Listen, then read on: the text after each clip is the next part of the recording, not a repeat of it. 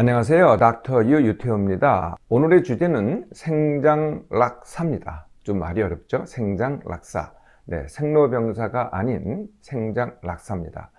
생로병사 너무나 익히 아시죠? 네, 2500년 전 부처님께서 인간의 삶을 관찰을 하셨습니다. 그래서 내린 결론이 인간의 삶은 네 과정으로 이루어져 있다. 태어나고 늙고 병들고 그리고 죽는다. 네, 그래서 이 네 가지 과정을 다 고통이라고 보셨죠. 네, 그리고 이 고통에서 벗어날 수 있는 유일한 방법이 수행을 통한 해탈, 즉 부처님이 되는 것이라고 이렇게 제시를 하셨습니다. 생장락사는요, 생하고 사는 같고요. 장은 길장, 락은 즐길 락입니다. 닥터 유가 많은 생물들을 관찰하고 본 것을 갖다가 한마디로 정리한 것이죠. 그래서 태어나고 죽는 것은 같습니다. 이건 또 어쩔 수 없습니다. 네, 그러니까 태어난 건 이제 거의 주어졌다고 할 수 있죠. 죽는 것도 어쩔 수 없이 죽습니다. 그런데 그 사이에 있는 것은 내 마음대로 된다는 거죠. 그 내 마음대로 되는 게 바로 성장과 즐거움입니다. 한마디로 말씀을 드리면은 죽을 때까지 성장하고 즐긴다는 것이죠. 네, 그 중에서 이제 생사부터 다시 한번 보겠습니다. 네, 아까 말씀드린 대로 태어나는 것은 저도 주어졌습니다. 죽는 것도 언제 어떻게 될지 모릅니다. 네, 그런데 그 사이 것을 이제 제 마음대로 할 수 있는데요. 그래서 모든 생물은요, 다 유한합니다. 다 죽습니다. 네, 죽지 않는 생물은 없다는 거죠. 동물, 식물, 그리고 눈에 보이지 않는 미생물까지 다 그렇습니다. 동물 중에서 가장 길게 사는 동물은요, 심해에 사는 대합입니다. 대합은 이제 조개를 말하는 거죠. 대합이라는 이런 조개가 가장 오래 사는데요. 약 400년 정도 삽니다. 식물 중에서 가장 오래 사는 식물은요, 스페인에서 이쪽 대서양 쪽의 바다에 사는 포시도니아라는 해초입니다. 거의 한 10만 년 정도 삽니다. 미생물 중에는요, 이 러시아의 이제 동토층에 방성균이라는 균이 있습니다. 네, 이 균은요, 거의 40만 년에서 60만 년 정도 삽니다. 네, 인간은 그러면 얼마나 길게 살 수 있을까요? 현재까지 기록된 최장수는요, 122세입니다. 네, 122세가 최장수죠. 지금까지 생물을 말씀드렸고요. 그럼 무생물은 어떨까요? 네, 무생물도 유한합니다. 우리가 몸담고 있는 지구를 예로 들어볼까요? 네, 지구는 46억 년 전에 탄생을 했습니다. 그리고 약 앞으로 80억 년 후에는 태양과 함께 소멸할 것으로 이렇게 예측되고 있습니다. 우주는 어떨까요? 네, 너무나 광대한 우주도 138억 년 전에 탄생했다고 지금 이제 관측이 되고 있습니다. 그리고 앞으로 정말 언제일지는 모르지만은 이 우주조차도 유한할 것으로 예측되고 있습니다.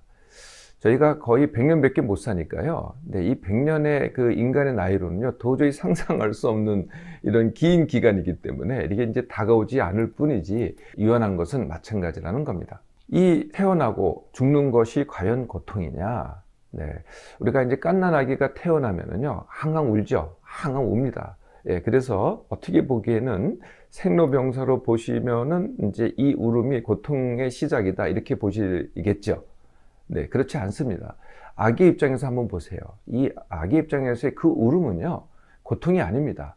예, 즐거움의 탄성이죠. 우리가 너무 즐거울 때 울음이 나오기도 하잖아요. 똑같은 겁니다. 예, 갓난아기의 울음은 즐거움의 탄성입니다. 그러면 죽음은 어떠냐? 네, 죽음은 생명의 유한함을 받아들이지 않으면 고통입니다. 네, 죽지 않겠다. 이게 고통이라는 거죠. 당연히 죽는 건데 죽지 않겠다고 하는 게 고통이라는 겁니다. 그냥 죽음을 그 자체로 받아들이면요, 그 또한 고통이 아니고 즐거움입니다. 자, 어쩔 수 없는 생과 사이에 있는 그러면은 늙음과 병듦은 어떻게 하느냐? 또 이것도요, 한번 생물을 잘 관찰을 해보세요. 네, 동물, 식물, 네, 미생물까지도 이 병듦과 늙음이요, 있기는 있습니다. 있긴 있는데요, 정말 굉장히 작습니다. 네, 굉장히 작거든요.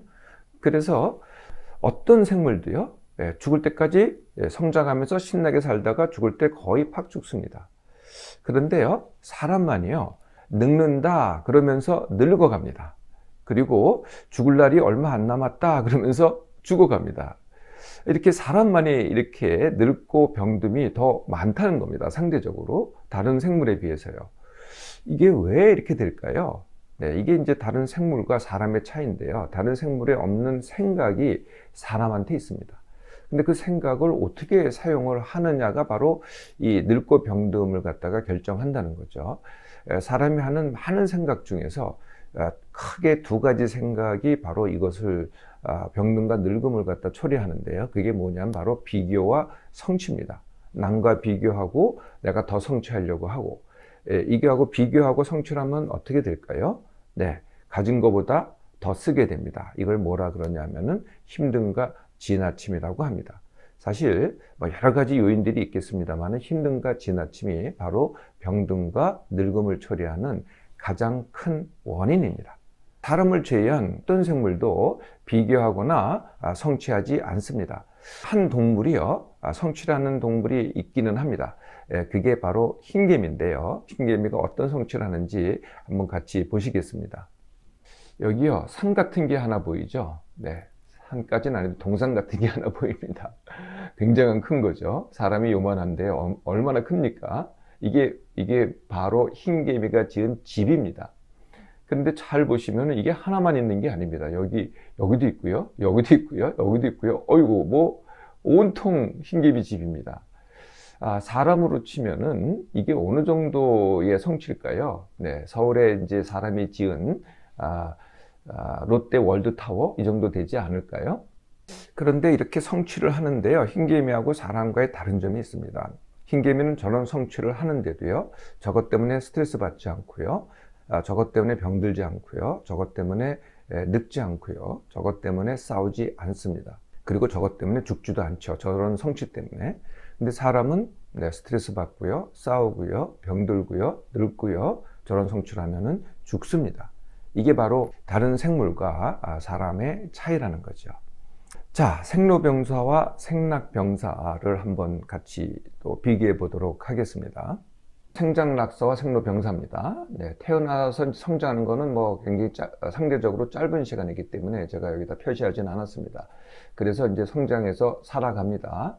한 45세를 전후로 해서요, 이제부터 이제 우리가 소위 얘기하는 노화가 시작이 됩니다. 네, 그래서 한 인구를 보면은요, 한 50% 정도가 이 노화의 과정을 겪는 것 같아요. 그런데 정말 병들고 고통받고 병원만 다니고 요양원에 누워 있는 사람들이 또 있습니다. 네, 이런 사람들이 이제 병든 사람들이죠. 전체 인구를 보면 한 10% 정도 됩니다. 네, 이 둘을 합치면은 우리가 이제 생로병사라고 할 수 있겠죠. 그런데요, 이것만 있는 게 아니라는 거죠. 바로 생락병사가 있습니다. 네, 죽을 때까지 신나게 성장하면서 즐기고 살다가 죽을 때 팍 죽는 겁니다. 짧게. 네, 그것을 바로 생장락사라고 합니다. 네, 그래서 인구의 한 10% 정도가, 전체 인구의 10% 정도가 생장락사를 합니다. 네, 과거에 제가 이걸 뭐라고 불렀냐면요, 9988234라고 불렀습니다. 생로병사와 생장락사의 차이는 과연 뭘까요? 네, 이것은 인간의 삶을 보는 생각의 관점의 차입니다. 네, 어떻게 보느냐는 문제죠. 그래서 선택할 수 있습니다. 생로병사를 보면 볼수록이요, 사람은 늙고 병들어 갑니다. 그리고 고통이 늘겠죠. 인간의 삶을 생장락사로 보면 볼수록이요, 죽을 때까지 성장하고요, 죽을 때까지 즐기게 됩니다. 어떤 쪽을 선택하시겠습니까?